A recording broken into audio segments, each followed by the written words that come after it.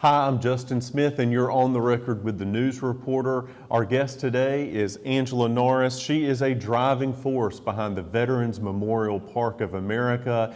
And Angela, we're here today to talk about a major new addition to the park, and that is the Veterans Community Outreach Center. You're going to dedicate it next week. Tell us what the center is all about. Our center is going to be for our veterans, to bring them in to get assistance where they need.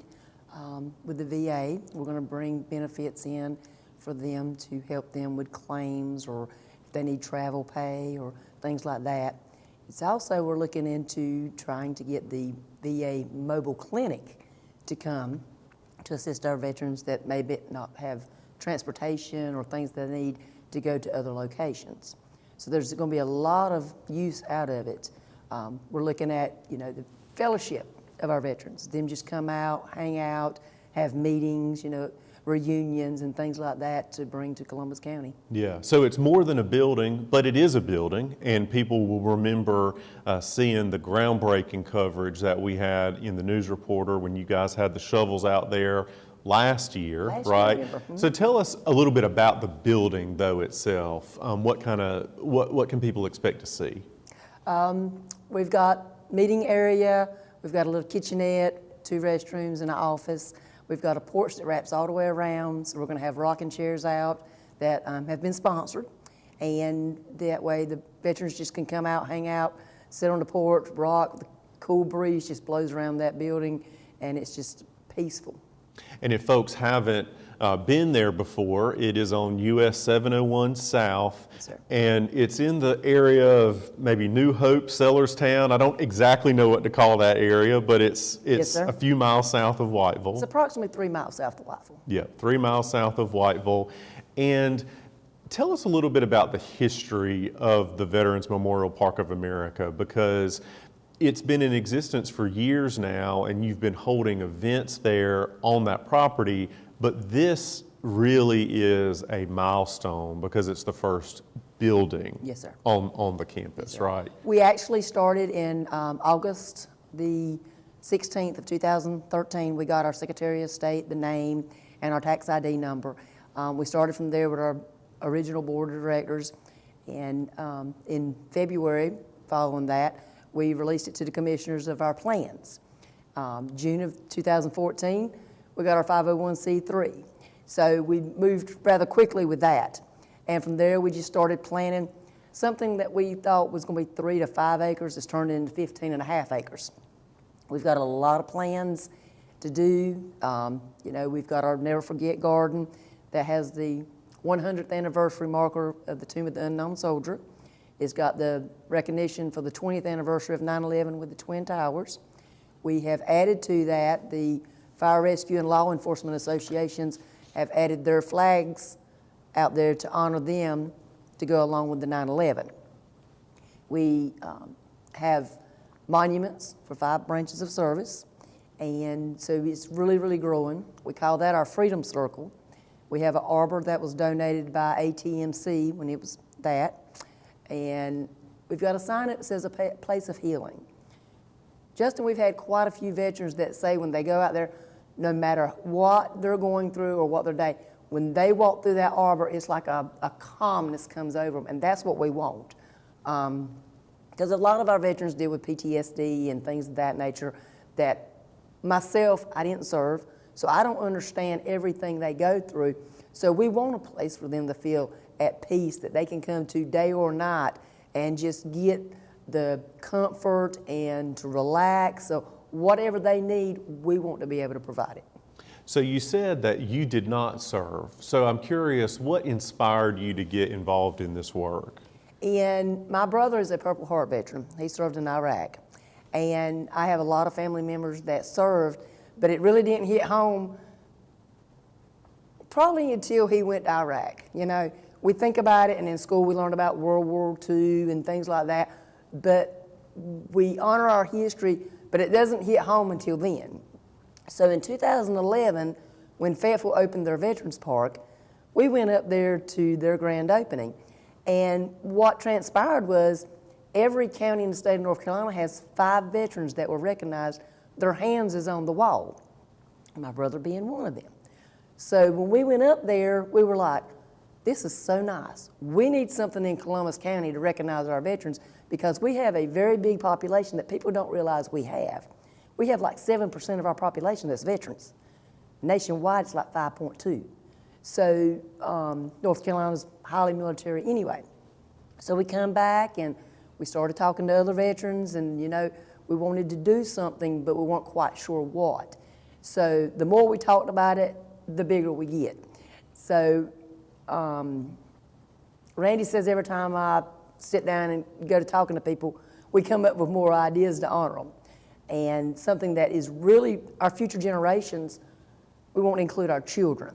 So we've had schools come out and we try to have a veteran for every branch of service, at least one, to come out and teach them a flag education, what their branch is about, and to tell their stories. Not only does that help the veterans, you know, with their situations, it teaches our children to learn what has happened, why the freedom is so important, and why we have these freedoms. And so now that you have this Veterans Community Outreach Center, what does that mean to you, and what do you think it means to the veterans to be able to have that facility? They're really excited. The ones that we've talked to in the last couple of weeks, they're really impressed that it only took us a year to get it. What we did is we don't borrow any money. We raise the money, we do what we can do, but when they realize that this is their building, they don't have to go to Fayetteville for supply or anywhere to meet with their brothers and sisters. They've got a place here at home that's theirs, and they can come to it anytime they want. So they're really excited, and some of the emotion that we've been shown, it's just overwhelming sometimes because you don't realize how much something real little means to somebody until you put it out there for them. Let's talk about partnerships, because there are various veterans groups in Columbus County and beyond. So do you work with those other groups, and are they going to have a role in this outreach center as well? They have been advised that they can use the building when they need to and all, because it's for the veterans. We've also got some church groups that uses the facilities to do gospel singings. So those veterans in those churches, they come out and bring their choirs and their bands and things and do participation with that also. So let's talk about the events next week. So specifically on Tuesday, tell us what people can expect. We're going to have our annual Veterans Day celebration, and we'll have a guest speaker, and they will go through the normal, you know, the national anthem. We're going to have a guest singer and just go through the general of that. And this is going to be at 11 a.m., is that Yes, sir. right? So Tuesday, 11 a.m. Let's say the address one more time. The physical address has been 6354 James B. White Highway South. But since we got the building, it is now 80 Veterans Way. Okay, all right. So they've named it for us. Okay, so I wonder if the GPSs know that yet. Can people put 80 Veterans Way? As of last week, it hadn't showed up yet. Okay, all right. But the 6354 James B. White Highway South does. Okay, so sorry to interrupt you, but I just wanted to give everybody that information at one Right. time. Tuesday, 11 a.m., James B. White South. Yes, sir. So tell us again what people can expect. After we do our annual Veterans Day celebration with our ceremony, then we'll go right on into our ribbon cutting.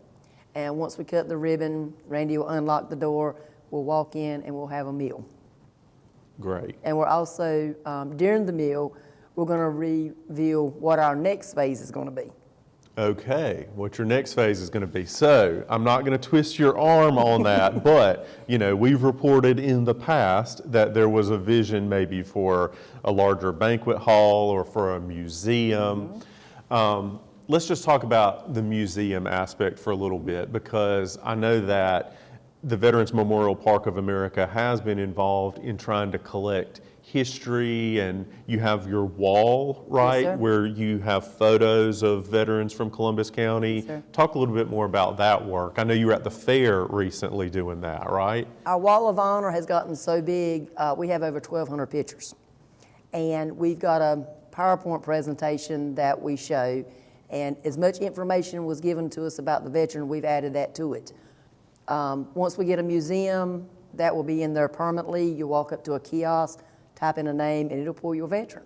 So folks, grandchildren, great-grandchildren, great-great-grand, throughout the years is going to be able to come back and say, hey, there's my great-granddaddy. He served in Vietnam, or he served in Iraq, or, you know, wherever the situation is, and still be able to honor them for years and years to come. All right, so we'll stay tuned for whatever announcement might be coming. But let's go back to the Veterans Outreach Center for a moment. So the center that's actually going to be dedicated next week. So you talked about how part of the vision is to have these veterans services organizations come and operate temporarily, you know, a day a week or whatever, out of the facility. Yes, sir. So what types of issues or needs do veterans have that maybe you're hoping they can find support for at the center? Our county is a rural county, and you know we're large. Transportation is one of the issues, and our veterans are aging out, and computers is today. The VA would like for everything to go through the computer. We've got veterans that are not going to do the computer, so we're going to be here to assist them to get their travel pay, or, you know, if they need to update information of an address or anything in the computer, we're going to have folks there that's going to be able to help them with anything dealing with the computer.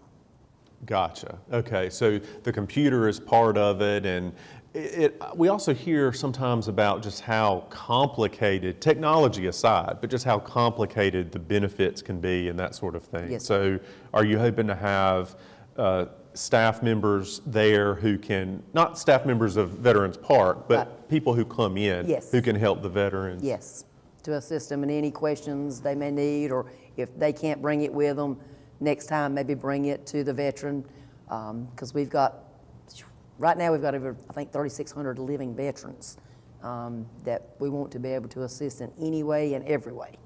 Yeah. So one of the big events that you've had there recently was the Wall That Heals. And time is running together, but that was earlier this year. That was in April. That was in April. Talk about the impact that you think that had. Folks are still talking about that. Like I said, we're rural. We have veterans that would never get to go to Washington and actually see the wall. So when we brought that, they came out to the park, and it was rather emotional for a lot of them. We had one lady that came, and I kept noticing she would stand at this one tile, and she would talk to the tile. Her husband would video her, and it was her dad. She had a picture of her when she was 8 years old. Her dad's remains are still missing. And she would go talk to that wall. She would talk to the folks, please help me find my daddy. And it was amazing, because she follows that wall, and she goes to Washington and she lobbies, you know, we've got to find the rest of these remains for these folks, so families and loved ones can get their closure. But that just really touched my heart, that all these years, she's still looking for her daddy. And What so do you say? she had followed that wall to the Veterans Memorial Park. Yes.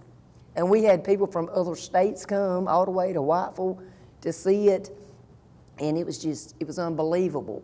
When we took on that task, Justin, we were told we needed 200 volunteers for that whole week. We needed 30 to 40 able bodies just to set the wall up. That day we had 85 plus people show up, and they kept coming, and it was just like, wow, you know, this is going to mean something to somebody. So if we only touched one veteran, it was well worth it. But I know we touched a lot more. As we're wrapping up here, with Veterans Day upon us, what do you want people to think about on Veterans Day? Because sometimes it can be kind of this abstract image, right, of service and gratitude. But what do you want us to keep in mind? Not only on Veterans Day, but every day we should thank our veterans. Just a little thank you. Show them the gratitude, the appreciation Because some of them, when they come home, they didn't get that. So now, it's my job, it's your job, it's everybody's job to show them. Because if they had not done what they did, where would we be today? So we just need to stop, think, and thank them every day. That sounds like a good place to wrap it up.